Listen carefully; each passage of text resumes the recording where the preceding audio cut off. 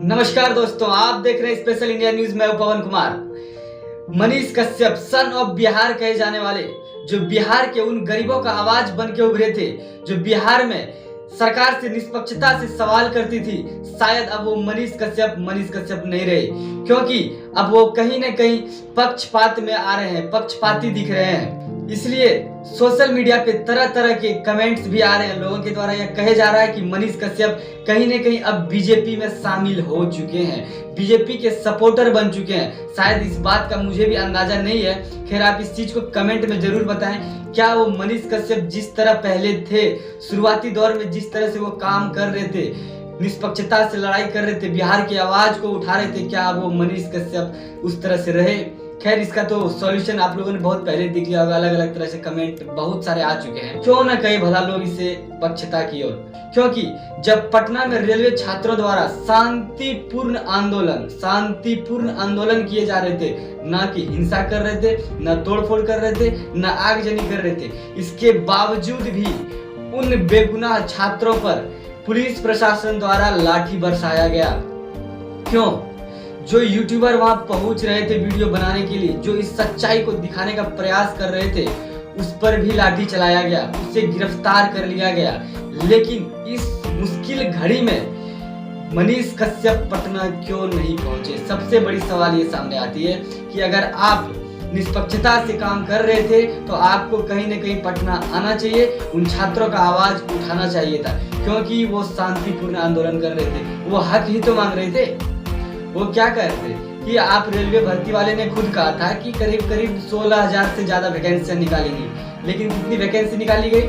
सिर्फ 5,696 वैकेंसी निकाली गई थी। इसी चीज को लेकर छात्रों ने विरोध प्रदर्शन शुरू किया। इस चीज सरकार से सवाल करने का प्रयास कर रहा था, लेकिन उसका अंजाम इतना खतरनाक रहा कि आप कल्पना भी नहीं कर सकते इस चीज को। ठीक है मनीष भैया जी, आप वहां नहीं पहुंचे, कम से कम सोशल मीडिया के माध्यम से जिस तरह आप अनाउंसमेंट करते हैं, कम से कम आप एक वीडियो तो बनाते उस चीज के ऊपर कि पटना के छात्रों पर जिस तरह से बर्बरता से लाठी बरसाया जा रहा है, कहीं न कहीं ये पुलिस प्रशासन गलत कर रही है। कम से कम आपको इस पर तो सवाल उठाना चाहिए, लेकिन आप तभी भी वहां शांत रहे। क्यों?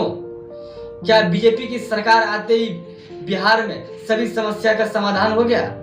नहीं, अभी भी वो बिहार वैसा ही गरीब है जिस तरह से था।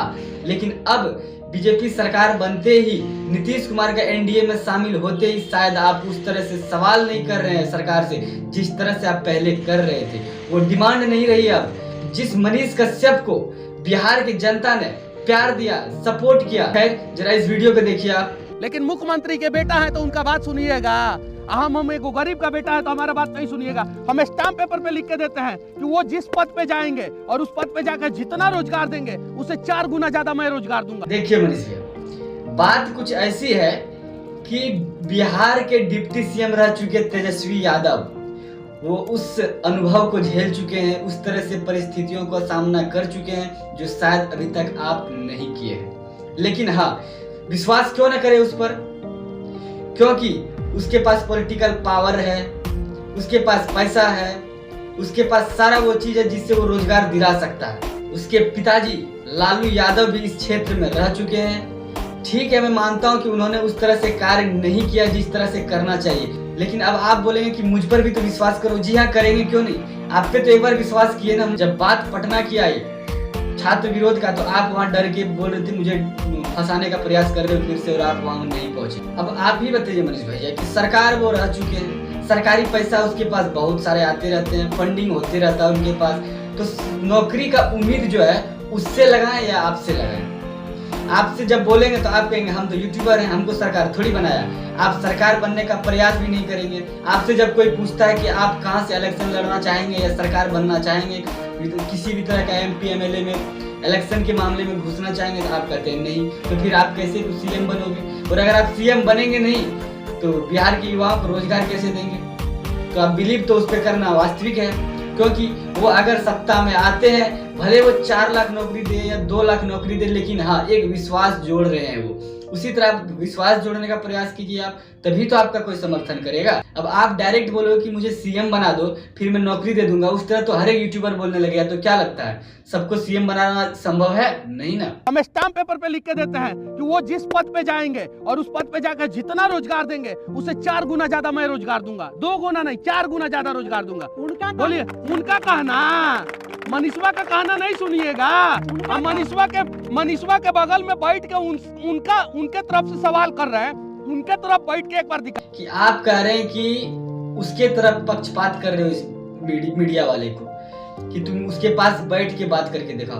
अब आपके पास है तो क्या कहेगा, आप ही का गुणगान करेगा। मीडिया का काम क्या होता है? ऑपोजिशन पार्टी का ही तो बात करना होता है। किसी चीज को ऐसा तो नहीं है कि सिर्फ बीजेपी को ही बढ़ावा देना या कांग्रेस को ही बढ़ावा देना है। मीडिया क्या करेगी? अगर कांग्रेस के पास जाएगी तो वो बीजेपी का भी कुछ अच्छाइयां दिखाएगी, और अगर बीजेपी के पास जाएगी तो कांग्रेस की अच्छाइयां दिखाइएगा। लेकिन अब आप बोलिएगा कि नहीं, अगर हम बीजेपी के पास है तो खाली बीजेपी का ही रट लगाओ, तो ऐसा थोड़ी होता है। मीडिया का तो रोल आपको पता ही है, आप इंजीनियर है शायद, इस चीज से अच्छे से बखूबी हैं, आप जानते भी हैं इस चीज को। इसके लिए अगर आपसे सवाल करेंगे तो आपके बारे में थोड़ी करेंगे, क्योंकि ये ऑलरेडी बहुत सारा आपसे रिलेटेड इंटरव्यू जो है अपलोडेड है यूट्यूब पर, तो वो सवाल तो करेगा तेजस्वी यादव का ही। मतलब गोदी मीडिया वाला काम तो सब नहीं कर सकता है ना। उनके तरफ बैठ के एक बार दिखाइए, हम जान जाएंगे कि आप यूट्यूबर है, मर्द है। बैठ के दिखाइए उनके बगल में, सुनिए कि आप क्या कह रहे हैं कि उसके बगल में बैठ के दिखाइए, तभी आपको हम एक यूट्यूबर मानेंगे, एक मर्द मानेंगे। मतलब आप अगर अभी तक उसके बगल में नहीं बैठे हो तो आप मर्द नहीं हो क्या? क्या हर एक यूट्यूबर उसके बगल में बैठेगा तभी उसे यूट्यूबर माना जाएगा? क्या यही आपकी राय है? आपकी इस कथन से सिर्फ इस यूट्यूबर को तकलीफ नहीं हुआ होगा, आपके इस कथन से उन सभी यूट्यूबरों को आपने दिल दुखा दिया, उस यूट्यूबरों के दिल पे वार किया जो आज तक तेजस्वी यादव के बगल में नहीं बैठा होगा। और उसमें शायद आप भी होंगे कि अभी तक नहीं बैठे होंगे, तो आप अपने ऊपर भी वार कर रहे हैं। इस चीज को जरा ध्यान से समझिए। वो 20 लाख का स्टाम्प पेपर पे लिख के, हम 40 लाख का स्टाम्प पेपर पे लिख के देते हैं कि 5 साल में हम 40 लाख लोगों को रोजगार देंगे।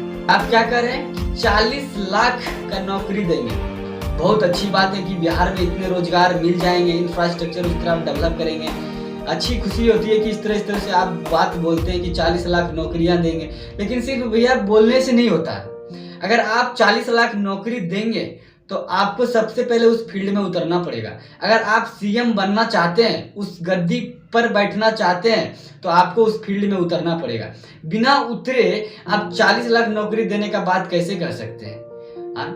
ठीक है, आप रतन टाटा की तरह या तो बन जाइए, अंबानी की तरह बन जाइए, फिर हम मानेंगे कि हाँ आप बिजनेसमैन हो, आप 40 लाख नौकरी दे सकते हो। आप एक स्टूडियो खोल रहे हैं, वो भी नोएडा में स्टूडियो खोल रहे हैं। मतलब अगर बिहार का कोई जनता जाएगा तो होटल अगर यूज करेगा तो नोएडा सरकार को टैक्स जाएगी, वहाँ का खाना खाएगा नोएडा सरकार को टैक्स जाएगी, सारा चीज वहाँ ट्रांसपोर्ट यूज करेगा नोएडा सरकार को टैक्स जाएगी, वहाँ पे जो भी ट्रांसपोर्टेशन में वर्कर होगा वो सारा नोएडा के होंगे। आप बिहार का बात करते हैं और आप अपना खुद का जो छोटा मोटा स्टार्टअप भी करते हैं तो भाई बिहार से बाहर करते हैं। तो क्या ऐसे आपका हम कैसे माने कि आप बिहार के प्रति कुछ अच्छा सोचते हैं? क्या यही है आपकी बिहार के प्रति प्यार? अगर उसी स्टूडियो का आप बिहार में खोलते तो अलग अलग राज्यों से बिहार में आदमी आता, अलग अलग राज्यों से बिहार में आदमी आता। जैसे अगर आप स्टूडियो को बिहार में खोलते तो नोएडा से, दिल्ली से, देश के अलग अलग राज्यों से बिहार में वो पहुंचता। बिहार में आने के लिए उसको बिहार का ट्रांसपोर्ट सिस्टम यूज करता है, बिहार का रेस्टोरेंट होटल यूज करता है, बिहार का क्लॉथेस यूज करते हो, बिहार के खाना को यूज करता है। इससे प्रॉफिट बिहार सरकार को होती। लेकिन आप सारा चीज काम कर रहे हो बाहर में और आप कह रहे हो हम बिहार का विकास करेंगे। क्या यही आपकी सच्चाई है बिहार का विकास करने का? खैर, बुरा लगा हो तो माफ कीजिएगा मनीषा, मेरा काम था सिर्फ आपसे सवाल पूछना। आप जो बिहार के प्रति प्यार दिखा रहे हो उस प्यार को मैं जनता के सामने रखने का प्रयास किया। चलिए मिलते हैं कुछ नए वीडियो में नए खबर के साथ। तब तक के लिए जय हिंद, जय भारत।